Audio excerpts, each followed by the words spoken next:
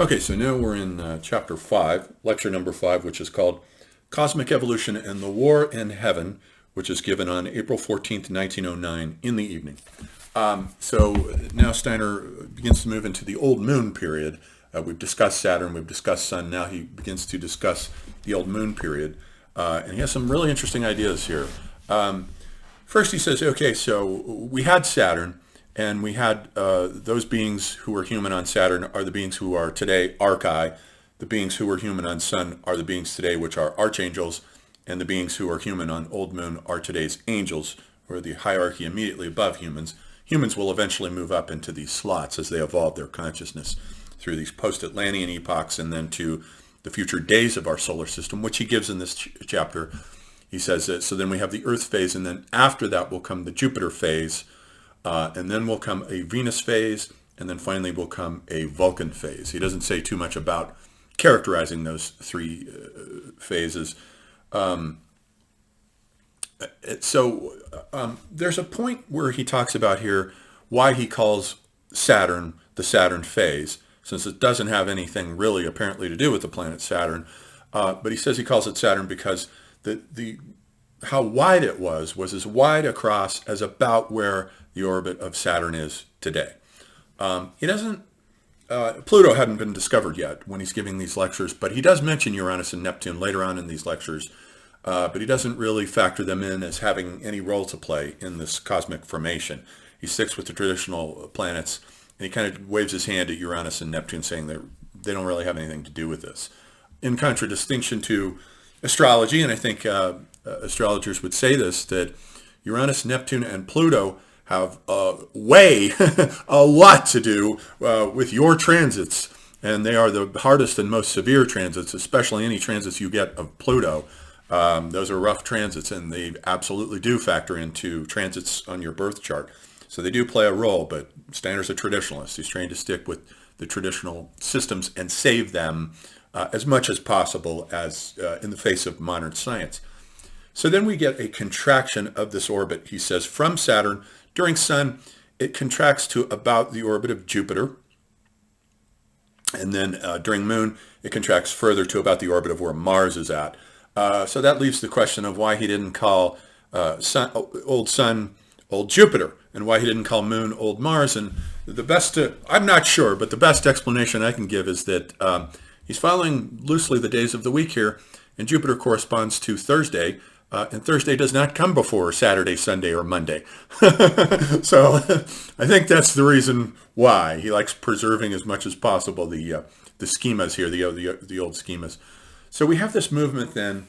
So he wants to know the middle trinity of beings were involved. We already saw last time how one of the ones above the spirits of will, who had sacrificed their substance to give the Archai a substance to work with, so that they could, through thinking, imprint form upon it and bring about into being these eggs of warmth during Saturn.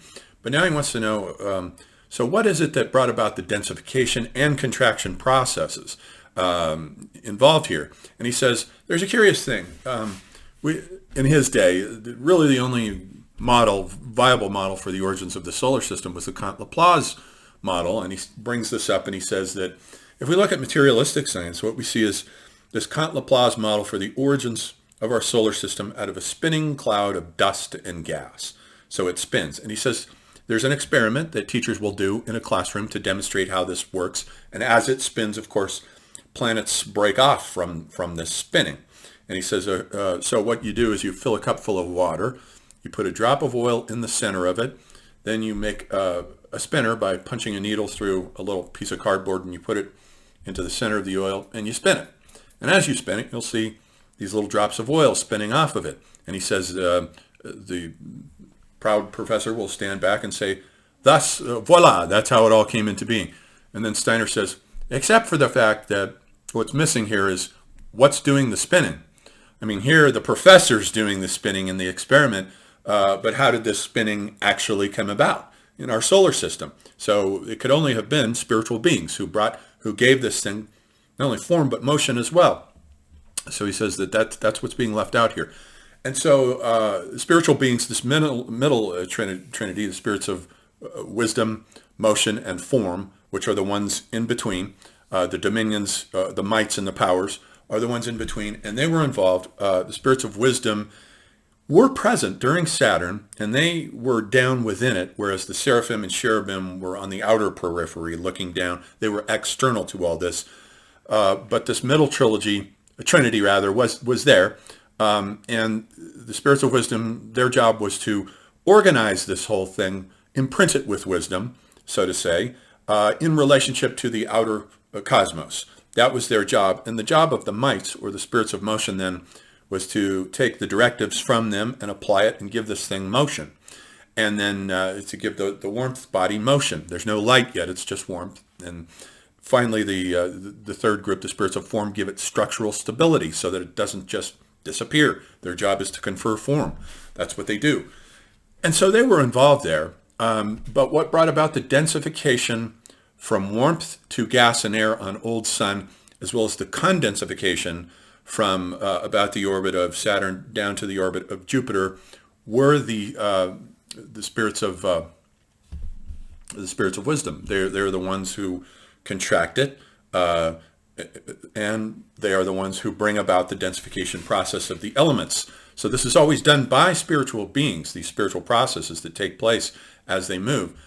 And so we went through Old Sun, and then he says it wasn't until Old Moon, although this contradicts a bit the account that he gives in Outline of Esoteric Science that he was writing during the same year.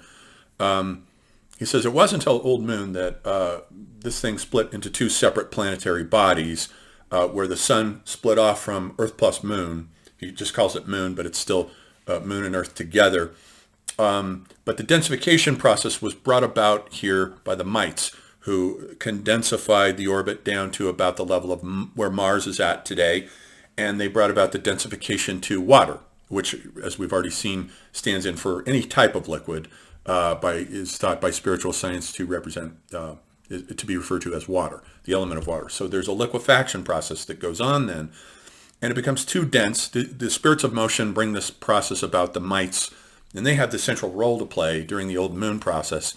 And he says that what happened is that in esoteric science, he says that the density of water was too much for the more refined beings who were on the sun to work with, so they split.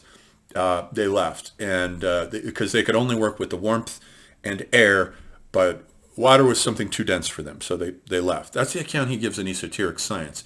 But he gives a slightly different and more interesting account here when he says, actually there was a war in heaven that took place, which brought this about. And I also want to say that there's also another difference in that creation myth where he says that during Old Sun, there was a planetary split because there was a group of rebels there, he says, who split away from the sun and formed a miniature recrudescence of old Saturn that orbited around the sun. And here he doesn't have that. Here he says specifically that there were no other planetary schisms until Old Moon. So there are contradictions in some of these versions of his cosmogony. So here he's talking about the mites, the spirits of motion, and he says, just as in school where some pupils are better advanced and some lag behind, so too in the cosmos, there are beings who are more advanced and who move along more quickly spiritually, and others who are laggards and remain behind and remain stuck. And he says this happened between two groups of mites, these spirits of motion. They split, and the ones who were more spiritually advanced went with the sun and caused this schism.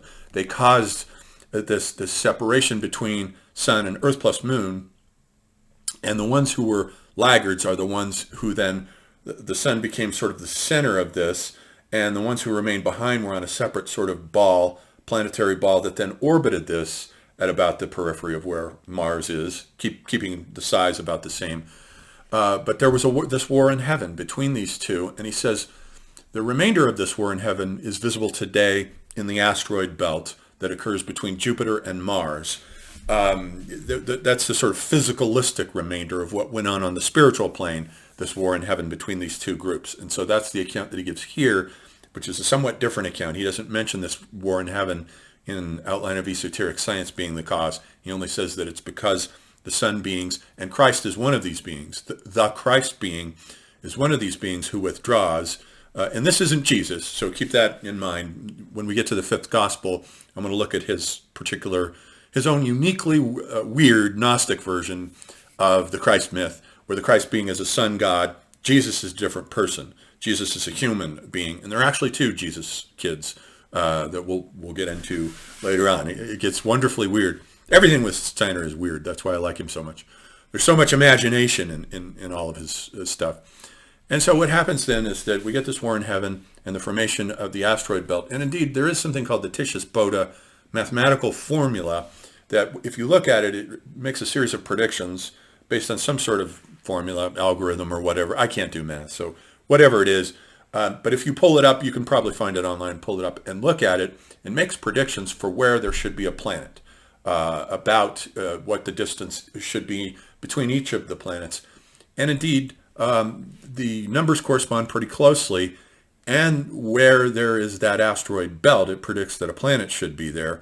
So my guess is that it was very likely that there was a planet there at some point, and there was some sort of cosmic catastrophe, a Velikovskian catastrophe of some sort that shattered it and left that. A war in heaven, to put it in the picture language of mythology of Steiner, a war in heaven that happened that shattered it and created the asteroid belt. So that's what we've inherited.